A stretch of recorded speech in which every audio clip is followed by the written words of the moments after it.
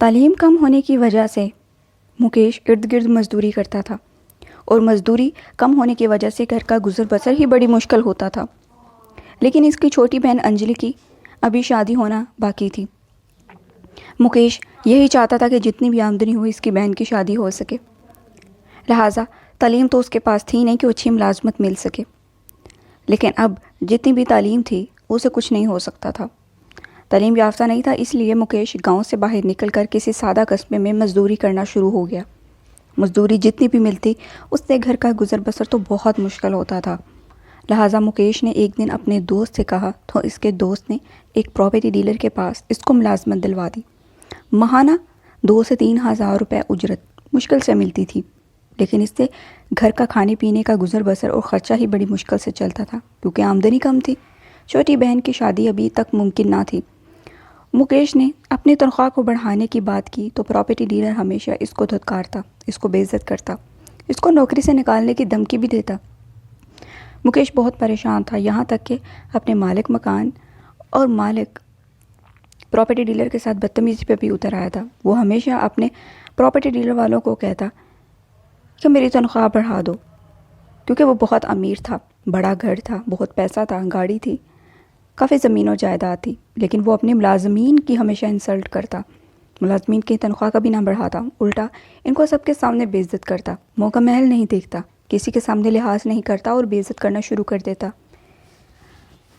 लिहाजा अब मुकेश ने अपनी बेइज्जती का बदला ठान लिया था कि अब वो अपने मालिक प्रॉपर्टी मालिक से बदला ज़रूर लेगा, क्योंकि प्रॉपर्टी मालिक एक तो 10,000 रुपये अंजलि की शादी के लिए दिए रखे थे, अब वो वसूल कर रहा था। लेकिन मुकेश वो रकम जुए में हार चुका था। अब प्रॉपर्टी डीलर वाले को जब पता चला तो वो मुकेश से अपनी रकम की अदायगी वसूल कर रहा था। मुकेश हीले बहाने कर रहा था। वो चाहता था कि मालिक मकान को जितने भी पैसे दिए हैं वो अपनी बहन की शादी कर सके, लेकिन झूठ मूठ में उसने जुए में उड़ा दिए। मालिक हमेशा से ही इन पैसों की वसूली का तस्करा करता, कभी तनख्वाह बंद कर देता तो कभी तनख्वाह न देता, कभी नौकरी से निकालने की धमकी देता। मुकेश बहुत परेशान हो चुका था, उसको अपनी बहन की शादी करनी थी। लिहाजा उसने एक दिन पक्का ठान लिया कि अब वो बदला ज़रूर लेगा। अब रोज़गार भी मिले ना मिले, ख़राब चले या ना चले, लेकिन अब दिल में वो तहैया कर चुका था। एक दिन मुकेश ने अपने दोस्त से कहा कि आज शाम को खाने के बाद गांव के बाहर सैर करने के लिए जाएंगे। लिहाजा वो और इसका दोस्त मंदर साहब रात के वक्त रात का खाना खाने के बाद गांव के बाहर निकल गए।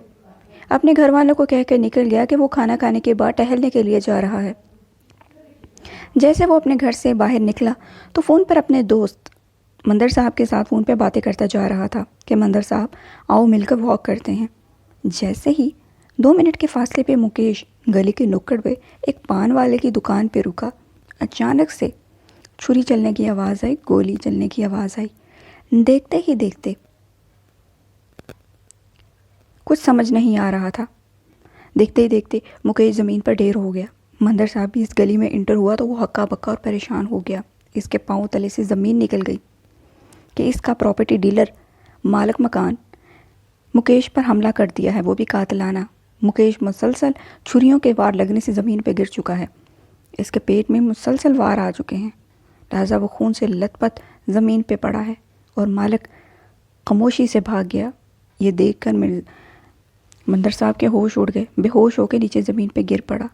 चंद लम्हे होश आई तो गांव की तरफ भागा, शोर मचाता हुआ कि यारो मदद करो, मेरा दोस्त मारा जा चुका है। सदा लगाने लगा। प्रॉपर्टी डीलर अपनी बाइक पर बैठा और भाग गया, जहां जख्मों का बहुत बड़ा उसका छुरा भी खून से लथपथ था। गांव में एकदम से कोहराम मच गया। लोगों ने एक दूसरे के पीछे भागना शुरू कर दिया। जैसे ही मुकेश को चारपाई पे लटा दिया तो बात पूरे गांव में फैल गई और इर्द गिर्द लोगों को जब पता चला, मुकेश की छोटी बहन को पता चला, वो ज़्यादा करतार चीखने लगी, बाबू हम लुट गए, बाबू भैया को किसी ने मार दिया, दादा को किसी ने मार दिया, क्योंकि हिंदी में बड़े भाई को दादा ही कहते हैं। मुकेश दादा को किसी ने गोली मार दी है। छुरियों के वार से कोई रिश्ता दे के मार चुका है। अचानक से गांव वालों ने पुलिस को फ़ोन कर दिया और साथ ही एम्बुलेंस आ गई। लिहाजा पुलिस की मौजूदगी में मुकेश की लाश को अस्पताल ले जाया गया। वहाँ पे फौरी तौर पे इसका ऑपरेशन शुरू हो गया और पुलिस बाकी तहकीकात में मसरूफ़ हो गई। पुलिस के बाहर गांव वाले धरना दे के खड़े थे कि आखिर हमारे बेटे का क्या कसूर था, हम गरीब लोग हैं। मुकेश का बापू और उसकी बहन भी मौजूद थी, माँ भी मौजूद थी। पूरे गांव में कोहराम मच गया था। अगले ही दिन मुकेश के 2 से 3 ऑपरेशन हुए और मुकेश को होश आ गया क्योंकि ऑपरेशन कामयाब हो चुका था। लेकिन वो ज़्यादा कुछ नहीं बोल सकता था, नाजुक हालत में था। पुलिस के लिए अब ज़रूरी था कि मुकेश का बयान लिया जाए कि किसने इस पे कातलाना हमला किया।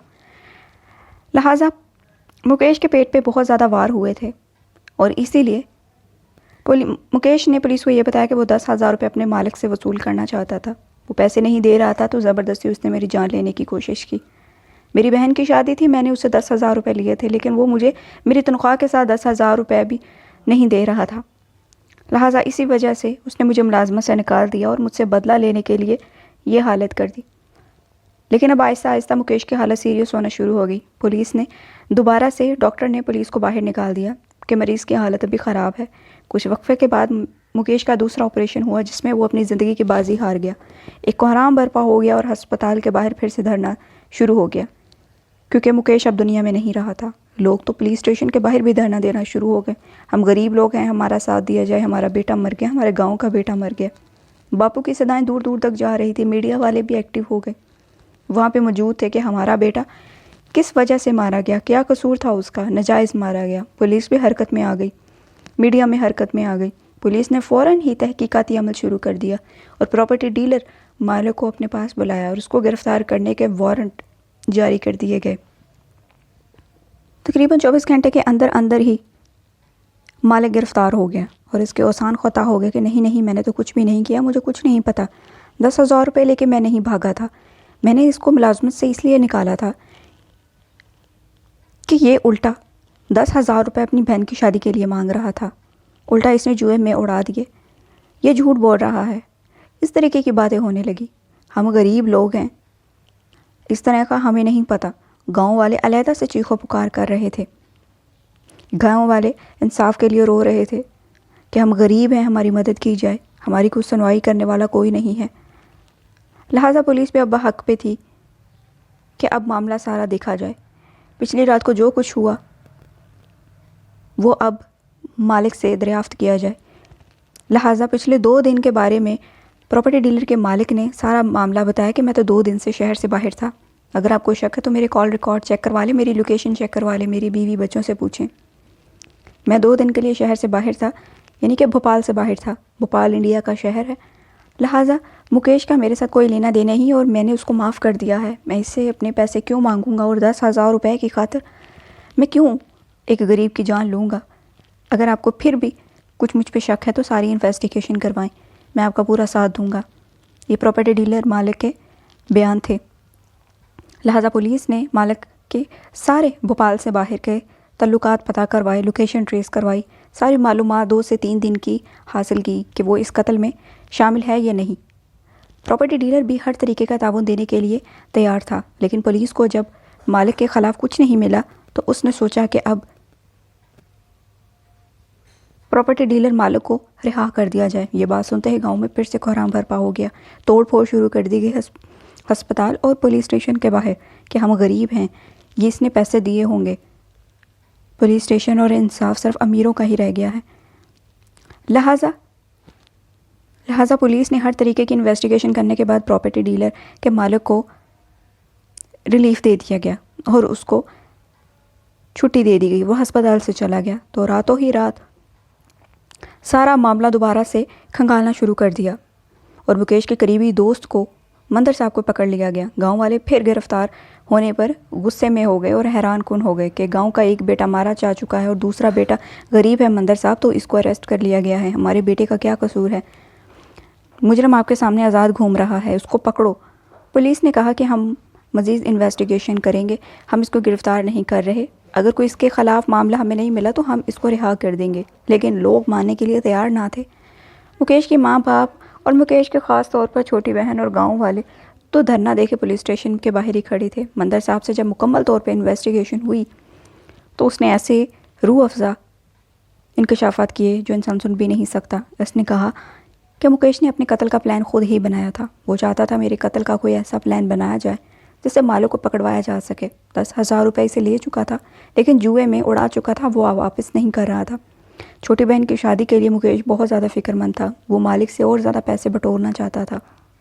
मुझे 50,000 रुपये तक रकम दे दे, मुझे अपनी छोटी बहन की शादी करनी है। इस लिहाज से मालिक मकान से वो 10,000 रुपये ले चुका था। जुए में पैसे खर्च कर दिए, इस बात का इल्म जब मालिक को हुआ तो वो अपने 10,000 रुपये की वसूली करना शुरू हो गया। लेकिन मुकेश ने मालिक के साथ हाथापाई होगी और बदतमीज़ी पर उतर आए। मालिक ने इसको नौकरी से निकाल दिया और तरह तरह की धमकियां देने लगा।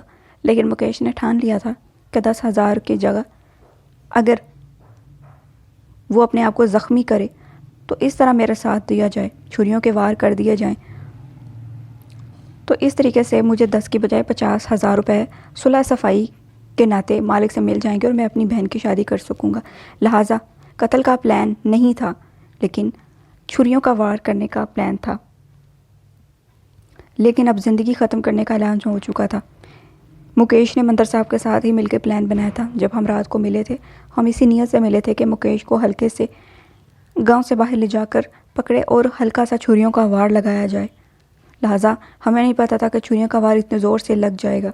मेरे औसान ख़ता हो गए, मुझे कुछ भी समझ नहीं आ रहा था कि गाँव वाले एकदम से कोहराम बरपा हो गया। जज्बात में आकर छुरियों के वार मुझसे ज़्यादा गहरे लग गए। मुझे समझ नहीं आ रही थी कि अब मैं क्या करूं। हमारा मकसद सिर्फ मालिक मकान को सबक सिखाना था, बदला लेना था और इस सुलह सफाई के नाते इसको फंसाना था और 50,000 रुपये इससे बटोरने थे। लेकिन वो अब ना मिल सके। लेकिन हमें नहीं पता था कि मेरे दोस्त का ज़िंदगी चली जाएगी। ये बात सुनकर जब गांव वालों के सामने आई तो पूरा गांव सुन था, हैरान था, क्योंकि गांव के 2 बेटों ने किस कदर भयानक साजिश की थी। किसी को मासूम को फंसाने के लिए कत्ल की साजिश कर डाली, अपनी बहन की शादी करने के लिए। किसी को समझ नहीं आ रही थी कि इतनी बड़ी कोई कुर्बानी दे रहा है, कुर्बानी देते हैं अपनी ज़िंदगी की बाजी हार गया। अगर आपको आज की हमारी कहानी अच्छी लगे तो वीडियो को लाइक ज़रूर कीजिएगा।